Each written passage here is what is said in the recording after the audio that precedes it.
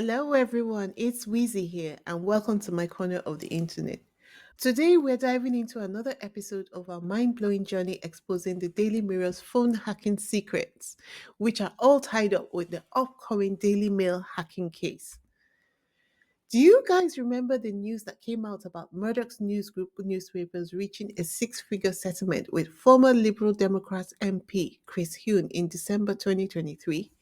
It seemed insignificant in the grand scheme of things, but the case was heavily played down for a reason. For my American audience, an MP is a member of the parliament, the American equivalent of a member of Congress. In their usual fashion, the media suppressed the news that Chris Huhne was not the only recipient of cash settlements from Murdoch's company. There were 11 other cases which were settled at the time, bringing the total amount which the Murdoch group of companies has paid out in settlement of unlawful intrusion cases to 1.2 billion. 1.2 billion, folks. How does that even happen? Now, let's get into the nitty gritty.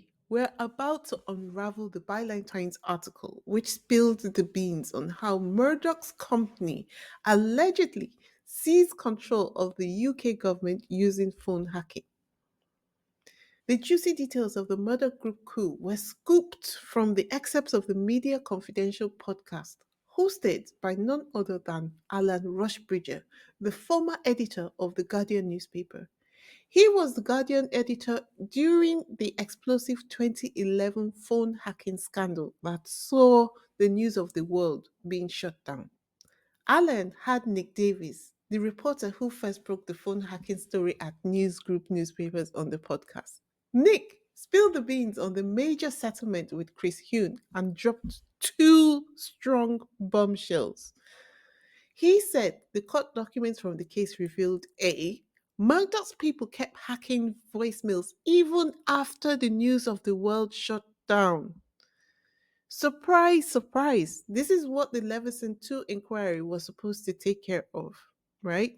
And he said, B, Murdoch's companies, known for hacking personal phones for editorial purposes, that is, for stories to publish in the papers, were allegedly involved in corporate espionage for Murdoch's commercial interests, even at the center of government level.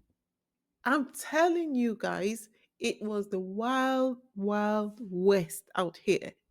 Nick also revealed that the court documents showed that the hacking instructions seemed to come from the top dogs at Rupert Murdoch's company, including Rupert Murdoch's son, James Murdoch. This means there is little or no room for plausible deniability. Despite the fact that there was no direct evidence of phone hacking in Chris Huhne's case, there was an overwhelming amount of circumstantial evidence like payments to private investigators and calls from Murdoch's company office to the phones of the MPs who took the legal action against Murdoch's companies. Those MPs were Chris Huhne, Vince Cable, and Norman Lamb. But hold on. How did they hold Murdoch's companies responsible without direct evidence of the phone hacking?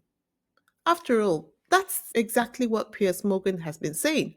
He has been saying that, as far as he can see, Prince Harry's case is not going to succeed because he has not been able to provide evidence against the Daily Mail, right? It turns out Murdoch's companies had a distinct modus operandi, and in this case, it involved a whopping 900 calls to the MP's phones over time. They took the form of suspiciously short phone calls to the target's phones. The targets all confirmed that they never received any phone calls from anyone at Murdoch's company. So, who was calling and why? The way phone hacking used to work in those days was that the person doing the hacking would call the number of the person being hacked to access their voicemail. The calls to access the target's voicemail were usually less than a minute or a little over a minute. In order to access the voicemail of the target, the phone hacker had to call the phone when the phone was not in use, which meant that they had to keep on calling to figure out when the target's phone was not busy. The duration of these calls was suspicious because if MPs were going to be taking calls from journalists, being that the calls were coming from Murdoch's company office, right? That call would be a complex call and would typically take the MP about 10 to 15 minutes to complete the call. Whereas in this case, the calls were less than a minute or a little over a minute each time. Now, combine these suspiciously short calls with private investigators' invoices and corresponding back payments in and out of the company account, and voila, an intriguing picture emerged. So, why did Murdoch go to all this trouble? What did he want from Huhne and the other MPs he targeted? We're going to break this down and so much more. But before we do, please be sure to subscribe to this channel and hit the bell for notifications so you don't miss out on any news regarding this case and so much more. Now, let's get back into it. There are three stages to this story. Here is the backstory to the first stage. So, in 2005 to 2006, Charles Kennedy, leader of the Liberal Democrats political party, faced alcohol related issues. He lost his leadership of the Liberal Democrats Party, and this loss triggered an election. During the election process, it was discovered that there was a corresponding frenzy of hiring private investigators by News of the World and The Sun, and about 900 calls from Murdoch Company's office to Charles Kennedy and his associates' phones with the same MO that we have discussed before, the suspiciously short phone calls and hiring private investigations, the private investigators' invoices, and the payments in and out of the company's accounts. Charles Kennedy says that he never received any phone calls from the Murdoch companies, which meant that the only reason why the calls were coming to his phone were that he was being hacked by Murdoch's companies. Two of Charles Kennedy's associates who were targets from that hacking, Simon Hughes on the left and Mark Houghton on the right. I looked into the reason why both men were suing Murdoch's companies, and the tea is piping hot. But discussing their issues in this video would derail us from this already complicated story. So I'll just keep it moving. Maybe I'll come back to it in another video because it was that interesting. Anyway, as I was saying, Simon Hughes and Mark Houghton settled their cases with Murdoch's company, and it's been accepted that they were hacked. The settlement of these cases implied that everything was good and everyone went about their business.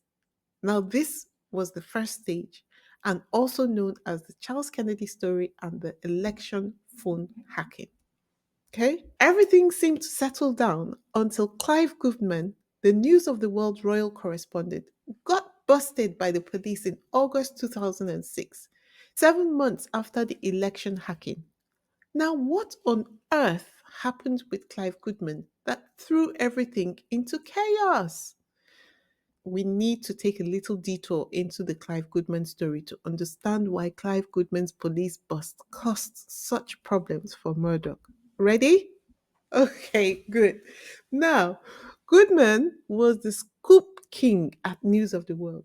He was breaking records for consecutive front page leads left and right.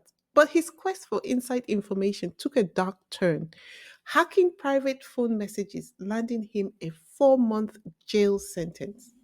The suspicions began with a News of the World column in November 2005 revealing Prince William's knee injury and a postponed mountain rescue course known to very few. A week later, an item about Tom Bradby lending broadcasting equipment to the prince surfaced. This, by the way, is the same Tom Bradby who interviewed Prince Harry when he was doing the book promotion tour for Spare. So only a handful knew about it, including Bradby, raising suspicions. The royal household reported the matter to the police. This led to them launching an inquiry led by Scotland Yard's counter-terrorism branch. Goodman and private investigator Glenn Mulcair were the prime suspects. This led to their arrest and guilty pleas on the 29th of November that year. Andrew Coulson, the News of the World's editor, promised that the News of the World would make charity donations to organizations chosen by the princes. Perhaps this was the donation of 1 million by Murdoch to William's Earthshot Prize Foundation that Prince Harry had referred to in his phone hacking case. These guys, I'm talking about Goodman and the private investigator Mulcair, these guys made a whopping 609 calls to royal staff members' numbers to extract their voicemail messages.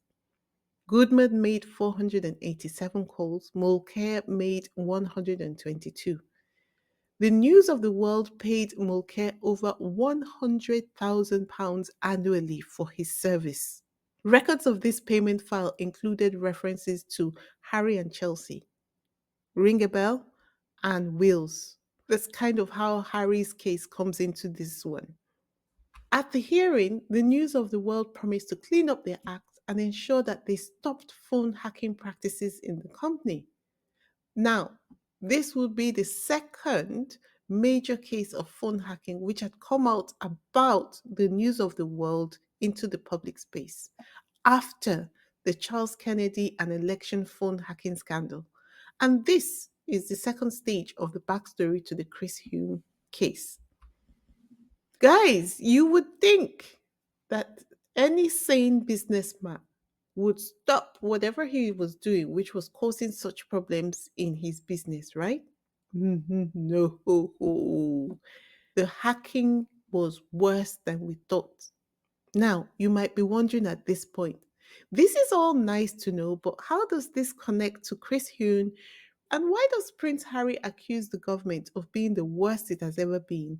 And how has Murdoch gotten away with such blatant phone hacking practices for so long? So many questions. Hold your horses as I answer those questions in my next video, where I'll be spilling the tea on the exact steps Murdoch took to silently overthrow the government. Let's say allegedly. The reckless abandon Murdoch operated with is shocking, y'all. I never would have guessed it. I told you all this is the media's version of the Wild Wild West, where anything seemed to go. I'll be continuing this story in my next video, which will come out next week. If you have any thoughts on the case so far, or there's something you know which you'd like to let me know about, let me have your comments in the comment section below. Until next time, this is Weezy signing out for now. Stay fabulous and goodbye. Bye bye.